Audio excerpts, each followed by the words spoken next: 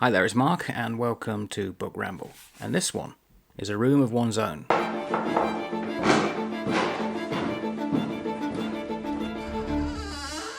Actually, the second and final one to do with the book.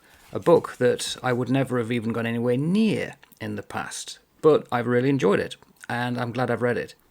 In fact, there's some profound statements here that I think will live with me for the rest of my life. Now, last time, the first episode I did, I got up to about this part of the book, about halfway through, and it was about Aphra Behn, and how when she was alive, she changed things of writing, as far as Virginia Woolf is concerned. Bear in mind, it's Virginia Woolf's notes. It wasn't meant as a book in itself. She spoke to audiences of women. Now, ordinarily, I would start at the end of where I carried on and go forward throughout the book. But this time I'm going to go backwards. And the reason being is because right at the end, and in fact as the pages continue, there's less and less notes that I've made. Mainly because I think she's already covered certain things at the beginning of the book, which I talked about in the previous episode. But there's two endpoints that I'd like to talk about first, and then I'll work backwards. The very final point is where, let's bear in mind that she's talking in the late 1920s. And she says the following: "Women have always been poor. Women have had less intellectual freedom than the sons of Athenian slaves. Women have not had a dog's chance of writing poetry. That is why I have laid so much stress on money and a room of one's own. However, thanks to the toils of those obscure women in the past, of whom I wish we knew more, thanks, curiously enough, to two wars, the Crimean, which let Florence Nightingale out of her drawing room, and the European War, which opened the doors to the average woman some 60 years later. These evils are in the way to be bettered. Otherwise you would not be here tonight, and your chance of earning £500 a year, precarious as I am afraid that it still is, would be minute in the extreme." Obviously things have moved on from that point. So this book alone is now an historical piece to study, because we're not in that point of time anymore. She was writing before the Second World War, which changed things again. Whereas the Great War allowed women to go into the munitions factories and out of the house. When that war ended, they were almost pushed back into semi-servitude. With the Second World War and the fact that they were needed again, and possibly in the front line, that changed forever. So the world in which she was writing is no longer the case. That alone makes this an important document, because it tells us what was upper mind in, well, her opinion, her mind, and also women similar at the time. The second point I'd like to cover, it reflects here on channels such as myself and any on BookTube. And this is what she says, it's actually page 104. "Are not reviews of current literature a perpetual illustration of the difficulty of judgment? This great book, this worthless book." The same book is called by both names. Praise and blame alike mean nothing. No, delightful as the pastime of measuring may be, it is the most futile of all occupations, and to submit to the decrees of the measurers the most servile of attitudes. So long as you write what you wish to write, that is all that matters. If Virginia Woolf was alive today, I wonder what she would be saying against booktubers who give marks and grades. Now, I deliberately don't tier and grade books, not for the reason that she gives, but I would be in alignment to some extent with her. I don't care for the value judgment that people give of books. If you want to do that, fine. I'm not condemning it or saying it's wrong. But I personally don't. And I've said that before, and it seems that Virginia Woolf thinks similar. And that's not to say that, therefore, I'm right. I'm not saying just because she says along similar lines to myself that it's correct. But it is interesting that what she says. But anyway, what's the rest of the book? Conclusion really comes way before the end. So this is where the book ends, officially. But she makes the conclusion here. The prosaic conclusion, she says, is that it is necessary to have 500 a year and a room with a lock on the door if you are to write fictional poetry. Talking about throughout the book how the likes of Jane Austen had to write surreptitiously, secretively aware if someone's coming up the stairs. She couldn't openly show the world that she was writing as a woman in her era. And it's obviously still the case that for Virginia Woolf and other women, that was still needed. £500 in 1928. I wonder what that's worth today. I'll have a look. Well, according to one website, £100 in 1928 is equivalent in purchasing power to about £8,000 today. £40,000. That's quite substantial. Let's equate that to 2025. A lady, if she was still in the position of not being able to openly write, would require £40,000 of her own and a studio. You decide whether that's still correct. And she spent some time just before then talking about how Jane Austen was one of the only women who wrote as a woman for women. She argues that a lot of women of that time and throughout the Victorian era were so conscious of the male dominance that her writings reflect that as she's writing, she's really writing with the male audience in mind. Fascinating, if that is correct. And she says, you could be a manly woman, a womanly man, and a manly man. And some could use both sides of that mind equally. So if I'm correct here, and I don't know if I am, but if you imagine the Taoism logo, it looks like two seeds with little dots, eyes. So in the dark seed, there's a little bit of white, and in the white seed, there's a little bit of dark. So you could argue that one side is male, one is female. Within every male, there's some feminine, and within every female, there's some masculine. She says, one must turn back to Shakespeare. Shakespeare was androgynous, which I've questioned before, haven't I, about was it a woman that wrote The Merchant of Venice? Well, according to Virginia Woolf, no, it was a male, but he was equal, male and female. And as I'm reading King John, there's a woman in there written so superbly well. I was thinking, no man would have written it like this. There must have been some help. Well, according to Virginia Woolf, it's because Shakespeare had equal male and female in his mind. So were Keats and Sterne and Cowper and Lamb and Coleridge. Shelley, perhaps, was sexless. Okay. Milton and Ben Jonson had a dash too much of the male in them. So had Wordsworth and Tolstoy. In our time, Proust was wholly androgynous, if not perhaps a little too much of a woman. Okay. So she can have a few cutting remarks here. Moving on, she says, it is fatal to be a man or a woman pure and simple. One must be woman manly or man womanly.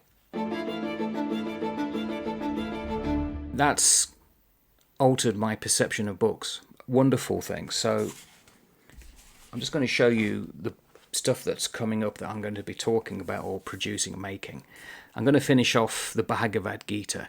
So I'm thinking now masculine, manly, perhaps. Some of the verses in here. So just opening up. Sonnet 75, that's Shakespeare. From Paradise Lost, Milton, that kind of stuff. Potentially they're going to be mainly men in this book. Manly or manly womanly. This one, the works of Oscar Wilde, it's taken me so long to read The Picture of Dorian Gray. I'm going to do 1 or 2 episodes on this, and I'm going to open up until where he's fully ensconced or becoming enamoured by Sybil Vane. But Oscar Wilde, what would he be? Manly womanly, and there she is, I'm about to do that one. Pride and Prejudice, according to Virginia, womanly. Something like this, The Watchmen. Fascinating concept to think about the mind and how, I'm not saying it's gendered, but in the use of language and the audience in mind when it's being written. What comes through. Very, very interesting thing to think about. The fact is that neither Mr. Galsworthy nor Mr. Kipling has a spark of the woman in him. Thus all their qualities seem to a woman, if one may generalise, crude and immature. They lack suggestive power. And when a book lacks suggestive power, however hard it hits the surface of the mind, it cannot penetrate within. Now, I'm not too sure if I've made note in here of a comment that she may have made. I'll probably come across it shortly. But it's in my head that the problem at the time that she is writing and going back, let's imagine we can see a dinner party in the Victorian era. and then the women are talking with the men, and eventually the men will stay to have a cigarette, where the women get up and move off to another room. That bullshit, which happened. But the women are often ignored by the men, probably because their voice is at a lower register, or the men aren't interested in what they're saying. One of the points she does make, and I have often thought about this, so in history when I was growing up, it was war. It was statesmen. It was his story. For in imagination I had gone into a shop. It was laid with black and white paving. It was hung astonishingly beautifully with coloured ribbons. And there is the girl behind the counter.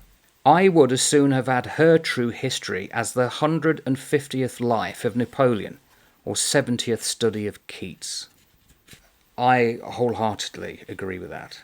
And when it comes to writing of history, too often it's done by men, for men, about men. As a man who loves history and history books, I've become aware of that when I started writing my own, which is why a lot of characters in my books are women who have been left behind and how they're coping during war. Because it's 50% of the population. That's an important one. Yet, it's like collective amnesia. Men don't want to talk about it. It's bizarre. So I do agree with that. And I think history, if it hasn't changed, and I don't think generally it has, it needs to. I went into a shop the other day looking for books on history, and two or three things to comment on. It'd be nice to stop doing airport A4 size. Can we have a variety of different sizes, please? And nearly every picture, every front cover was similar. Similar colours, similar fonts. About the same characters that I've been reading about for 40, 50 years now. If there's another Stalin or another Napoleon, I'll scream. But it's always, well, it's popular, I guess. Suppose, for instance, that men were only represented in literature as the lovers of women, and were never the friends of men, soldiers, thinkers, dreamers. How few parts in the plays of Shakespeare could be allotted to them? How literature would suffer. We might perhaps have most of Othello, and a good deal of Antony, but no Caesar, no Brutus, no Hamlet, no Lear, no Jacques. Literature would be incredibly impoverished, as indeed literature is impoverished beyond our counting by the doors that have been shut upon women. Because women are shown in their relationship to men. It is strange to think that all the great women of fiction were, until Jane Austen's day, notably seen by the other sex, but seen only in relation to the other sex. Quite disquieting, and makes me shamefaced to admit that. Which is why it's been a great read. I think I've done a 180 now. I think Virginia would be proud to think that I've become manly womanly. And I'm not ashamed to say so. He also talked about novels. Chapter 5 this is. There are, in her time, almost as many books written by women now as by men. It is certainly true that women no longer write novels solely. That was the only thing that, like, Jane Austen could write. Books on all sorts of subjects are now written by women, which a generation before her, no woman could have touched. With a sigh, novels so often have provided an anodyne and not an antidote. They glide into torpid slumbers instead of rousing one with a burning brand. Again, I'm lifting out statements here that aren't necessarily connected to what she means. It's out of context, but they just resonate. She says, lock up your libraries if you like, but there is no gate, no lock, no bolt that you can set upon the freedom of my mind. And only Jane Austen and Emily Bronte wrote as women write. It is the masculine values that prevail. Speaking crudely, football and sport are important. The worship of fashion, the buying of clothes, trivial. And these values are inevitably transferred from life to fiction. This is an important book, the critics assumed, because it deals with war. This is an insignificant book, because it deals with the feelings of women in a drawing room. The early 19th century novel was raised, if one was a woman, by a mind which was slightly pulled from the straight and made to alter its clear vision in deference to external authority. The flaw in the centre that had rotted them. She had altered her values in deference to the opinion of others. Which is why she says only Jane Austen and Emily Bronte wrote as women. having now read the first volume, I think I agree with that one. Definitely. And as I'm coming towards the end now, this part, she doesn't start off. It's where I ended artificially now doing a second episode. So the first thing that I've noted is about Jane Austen.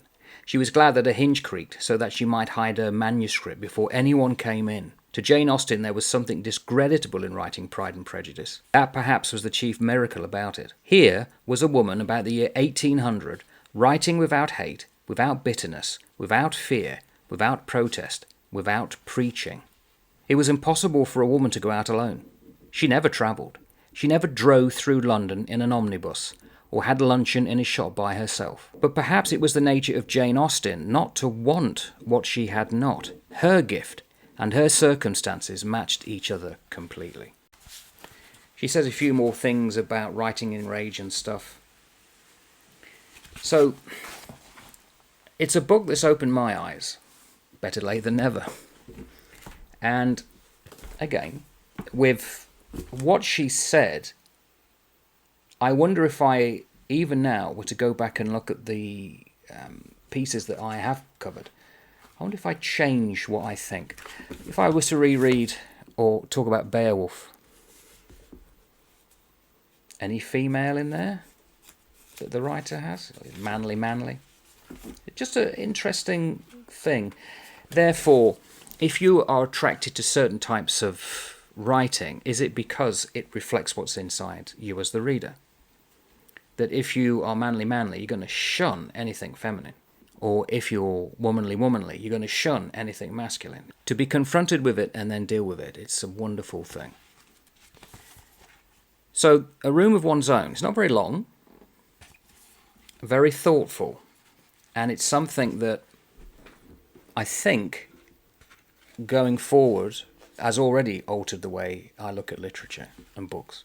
I agree with so much that she writes. Some of it is, I think, now dated. Not that that's a problem, because in itself, that reinforces that women have struggled with the ability to be able to write for a long time. Just because her opinions of 1928 are no longer perhaps valid now doesn't mean it's not important or should be studied. So it's a really good book, and I'm glad I read it. And I wished I'd read it earlier. It might have altered the way I get books and what books I'm after. But thinking about that, would I have been ready for it? I don't think so. Probably it took me to my 60th year to be open to it. And doing this as a project. Recommended. It's important. Ta-ta for now.